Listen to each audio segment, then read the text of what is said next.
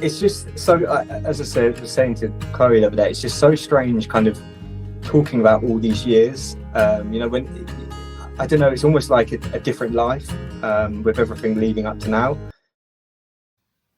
Hi and welcome back to Project 71. In this next video, my husband was fortunate enough to interview Jack May Davis. In the same way that I carry a gene which means that one day I will develop symptoms of FTD, Jack carries a gene which means that one day he will develop Huntington's disease the same way his father did, who sadly passed away from the condition in his early 50s.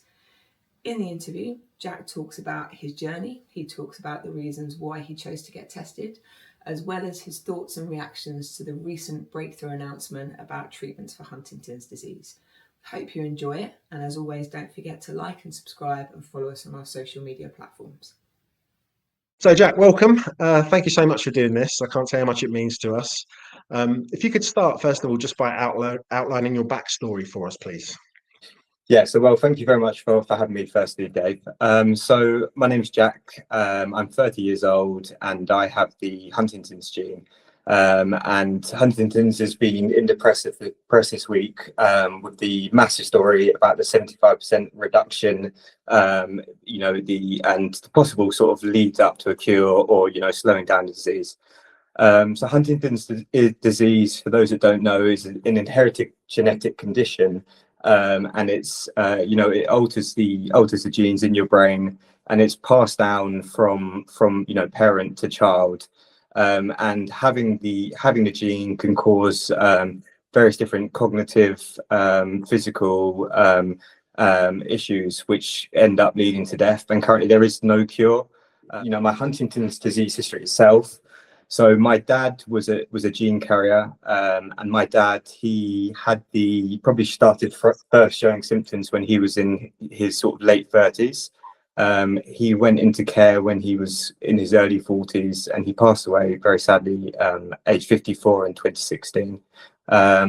So yeah, his mother had the gene, and she had the gene, but this was at a time when testing and all that sort of stuff wasn't widespread at all.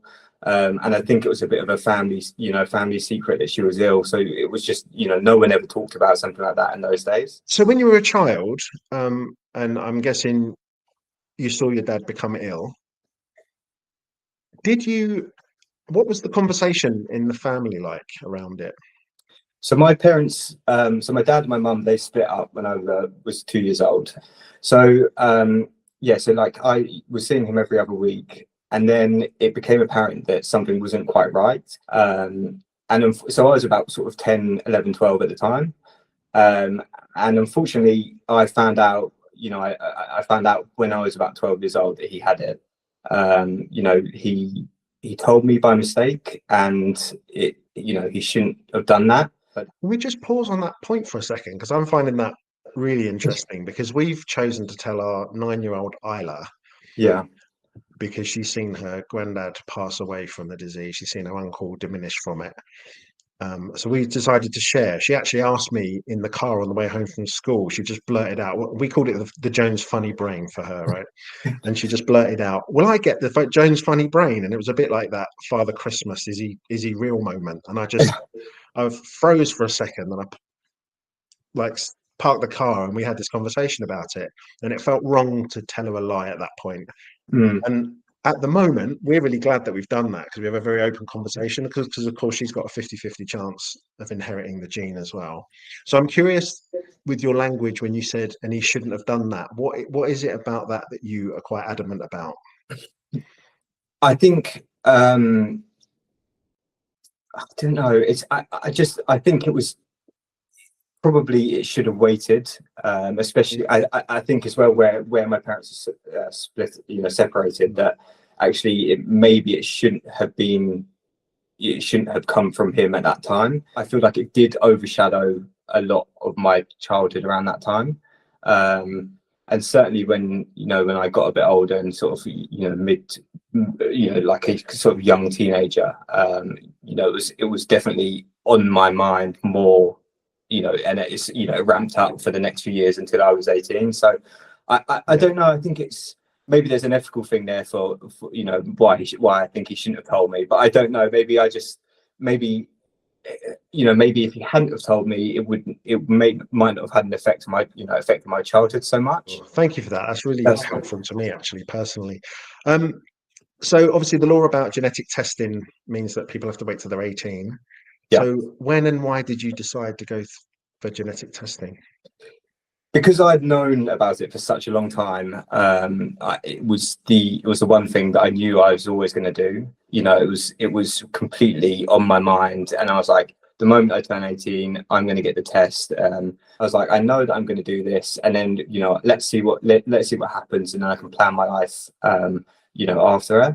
I think I was quite lucky, because when I did actually turn 18, I actually, so I'd just done my A levels, and I got a job in Cornwall in a supermarket next to the coast. So I went down there for the summer, and then I got a job in the ski season after that. So I managed to go away, and it wasn't until like the following year that I was actually back in the country and had time then to get tested. Right. And can you take us through the day of testing and maybe the days leading up, how you were feeling, where it was, who went with you, that kind of stuff? Yeah, so the testing process is, it takes a long time. So you have to get a referral from your GP.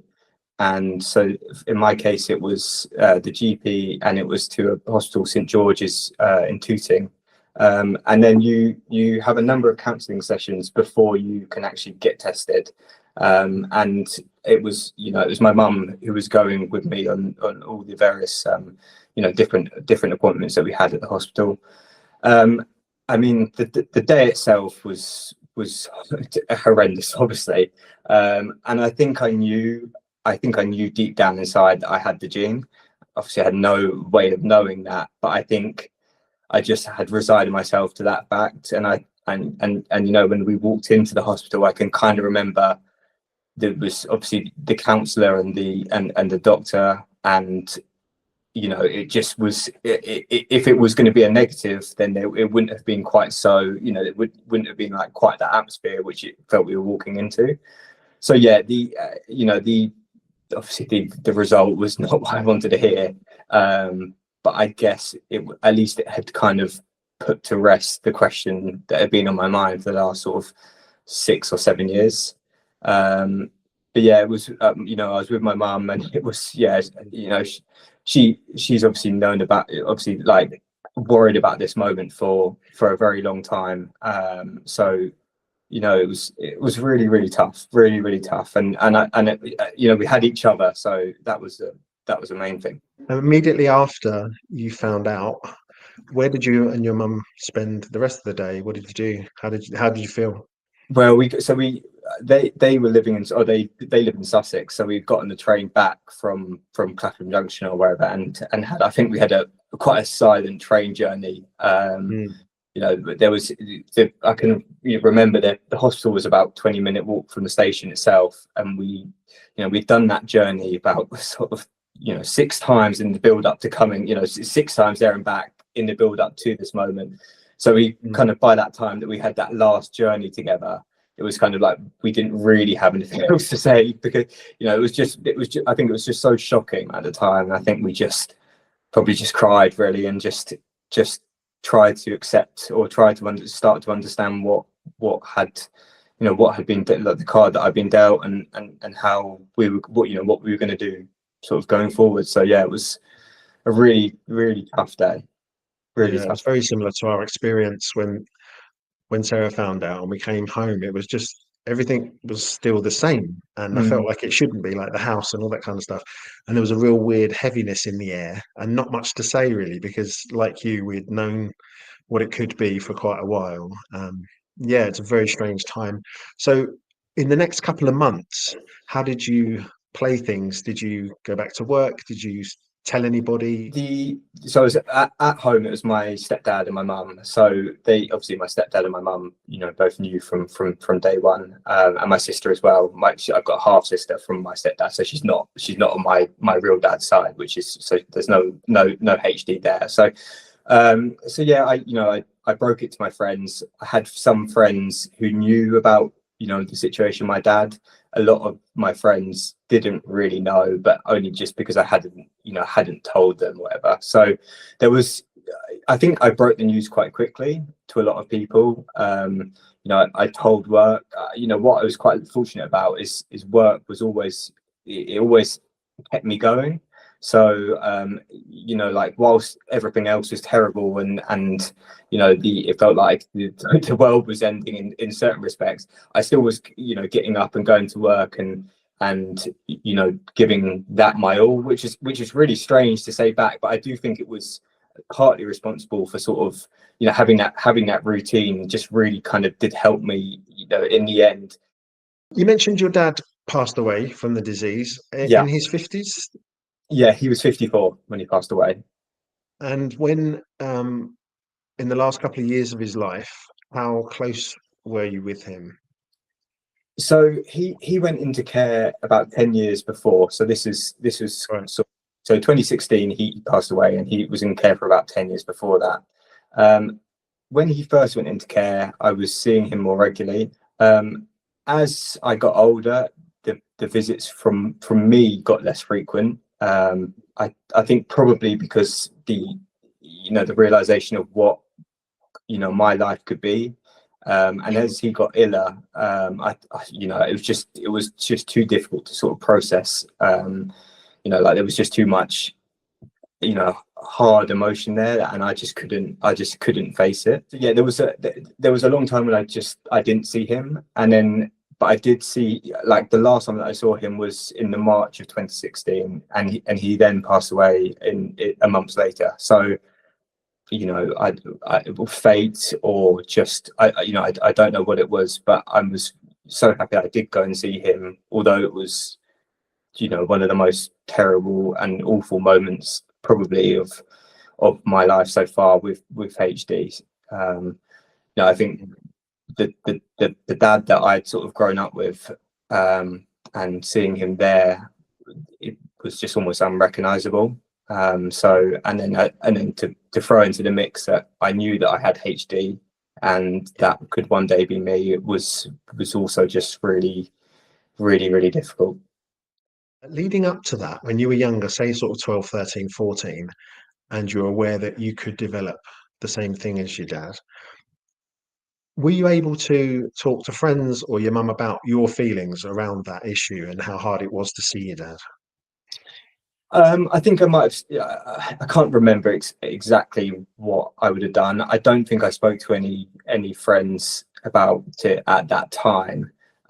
Certainly when my dad was, when I was still seeing my dad, but he was getting iller and he was still living, this is pre him going into care. Certainly there were moments where, he would come pick me up from school, and it would be apparent that my dad was different to the other dads, in the playground. So you got tested at 19, and then you were living, kind of getting back to normal with work. Work was helping a lot. So what has this then, in the last 11 years or so, what has this taught you about how you live life now and how you may face life in the future? So it took a long time to turn this into anything positive, and I think immediately after finding out about my test, and then following him, my dad passing away, there was a lot of years of quite negative behavior, quite negativeness and reckless behavior on my part.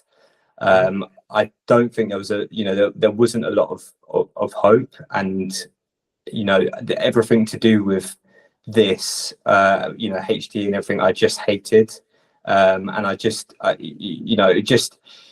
it was just a very, very negative time, and I was very, very angry about the situation, and I didn't really want anything to do with my, even when it was my dad's funeral, I didn't even want to go to that because I just hated everything to do with this situation. So yeah, it was a very, very negative time, and I'm so fortunate to have had endless patience from my parents, my mum, my stepdad, my family and my friends. They got to a point where I kind of realized that, you know, I was either going to live a life like this until the point where HD started kicking in for me, and then, you know, really what would have been the point. But you know, I sort of managed to. I had some counselling, not therapy, and I guess I opened up to a lot more of my friends, and I think the relationship with my parents got much closer. We've managed to sort of reframe the situation I had into something that's slightly more positive. I think we know, or I always knew that I one day HD was going to be in my life, and that was, you know, there was no escaping that. So there, you know, slowly and surely it changed into, okay, well, I've been dealt this hand, and I'm going to make the most of it. And it didn't change overnight, but you know, and it was a long process to get to that. But that's how I live my life now. And the person that I see, you know, who mistreated their body, and as I say, like all this reckless behavior, and you know, it's completely unrecognizable to me now. You know, it's almost like a double life, and I don't know who that person was. Now in my life going forwards, I managed to make this into a far more positive thing. So yeah, it's been a weird change, but obviously, you know, I'm glad of it, definitely. Yeah, that's incredible. Really appreciate you sharing that. And my wife and I have had exactly the same experience on different timelines. And it was that realization of everyone's on a clock, like everyone's clock's running down, right? Yeah. And I thought to myself, well, if we just continually fight against this thing that is going to happen, we're going to have spent whatever time we have in a way that is just not fun. So yeah, just being more aware of life as it's been a blessing in that way. It's been a very different timeline for us in that you were so much younger, and just hearing how much you had to deal with in terms of, it's quite isolating being a young person on its own. People have tough teenage years, right?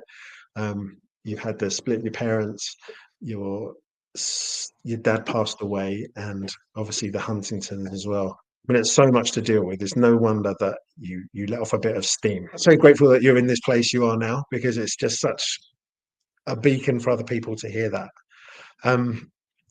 What, with that in mind, then, could you give us a bit more information about the research you've been involved with, and what that news is like now we've heard your story, what it must have felt like? Yeah, so I mean, the news on Thursday was came at a complete surprise when I found out, and you know, for some reason I was very fortunate to be involved in all the BBC coverage of it. And so when I got told on Tuesday, and it was all very hush hush because the story was going to break on Wednesday, I was just in absolute complete shock. And we filmed this interview with the BBC, and I left there, and I rang my fiance Chloe, because she works down the road from where we were doing the filming, and I just couldn't process it. I just couldn't process what I'd been told. And she was, you know, like, she was elated, and my parents are elated. It's a huge win, and I guess it's I never expected to see something like success like this at the age I'm at. Myself, you know, my journey, I've been involved in research with HD for about 8 years, and that mainly involves lots of blood tests, lots of lumbar punctures. So obviously that's taking spinal fluid out. I've had two of those in 4 weeks this year. So there's a lot of quite invasive stuff. But the research side of things, that really helped me find my place in the HD world.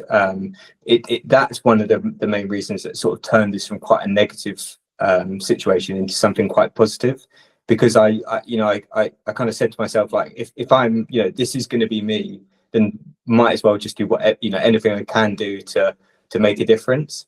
I'm just one individual, but actually the more individuals with HD that come together and take part in it, the more stuff and the more successes that, you know, you'd hope there should be. So it's a great time to be doing it, and a great time to have done it. Absolutely. I'm so pleased for you. Do you have any advice, looking back and, sharing your story in a timeline like you just have you got any advice for anyone else, or even just any thoughts for someone going through anything similar? I'm quite fortunate in a way that I've known about it for such a long time. And I guess I've been able to get to the age of 30, and as I've said, touched on before, that it's become quite a positive thing. Some of the things that have really helped me have been kind of setting, I mean, it's so basic, but setting goals and having a sort of big challenge a year. I think definitely when I kind of realized, okay, you might have 15 more years of health, healthiness. What are you going to be doing? So like in the sort of last few years, I did Land's End John O'Groats cycle and raised money for the Huntington's Disease Association. I've run various marathons and got, as I mentioned at the start of this, got into ultra running, and got a 50-mile race next January in Cornwall. So, and it's not for everyone. You don't have to go and do all this, throw yourself into some like huge ultra thing. But even if you don't do any running and you go and park run is such a great way to go and do it. Doing something like that and following it through and seeing it through is such an amazing thing, and that's really helped me. I think as well, having patience with yourself. This is, and patience and understanding that actually, you're going to have really bad days with this, and you're going to, like you've probably experienced as well, like there are plenty of bad days. But I think making sure that, okay, it's okay to have bad days, but have great days, have more good days than there are bad days. That's, make that the thing, but understand that having bad days and days where you feel terrible is just normal and part of it. I'm so glad that you've just said that, actually, because my concern even for this channel is that, I don't want to gloss over and just fast track these things with people and we end up being positive. Like, that's just not going to be everybody's story, and No. neither should it be. Like, pre the new research, when you were still on a more positive mindset than you were, what would your worst days kind of be like? How do they affect you? I think my worst days would be, seeing everything through the HD lens, and that would be, for example, I've said a word wrong. Okay, that must be Huntington's. Oh, I can't remember what I was going to do here. That must be Huntington's. I've had my days where I don't want to get out of bed, and they're not very often at all. But they still are there. So that, it's not. I'm not without that at all. And I definitely know that. Okay, and finally, is there anything else you want to say to us that you haven't already? For people who might be listening to this, who have HD or not, or experiencing in any type of walk of life, it's just important to remember that there's always hope, I think. And as this story has told us, the more we take part in the research stuff and side of things, there can be positive stories like this that's come out of it. So it's just important to, if you want to do it, doing the research and getting involved in that side of stuff can have such an amazing effect. So I think the more people want to get involved in stuff like that, it can only just speed up the future benefits for finding a way to slow it down, or however they want to do it in the future. So Jack, you are beyond inspiring, and you feel to me like a leading light, and I thank you for it so much, and thank you for sharing your story. Thank you very much for having me on. It's really nice to talk to you and share it. Take care. Thank you. You too.